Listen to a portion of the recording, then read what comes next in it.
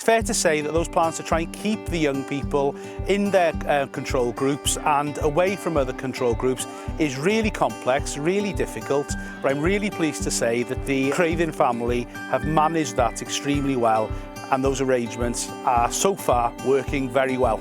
The arrangements of moving pupils around the site every day whilst maintaining their control groups is incredibly complex, and it's fair to say that we've had to learn quite a bit in terms of how we do that successfully. And there have been changes to the break and lunchtime routines, but also the start of day, end of day routines. But now we're looking back on the first few weeks of term, we're happy that those arrangements and the adaptations we've made are actually working.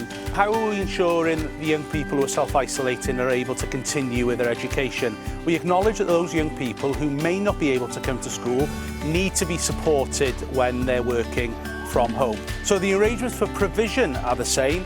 The pupils get the same support and the same access to materials that they need, and they're able to continue with their work at home despite actually not being at school. The challenge for those pupils who have come back to school after the summer and having to face more changes to the daily plan for their day in school has been excellent. And then you throw on top of that the Year 7 pupils who are coming to us for the first time this year and having to take on the magnitude of coming to a secondary school and also having to conform to those arrangements has been nothing short of phenomenal.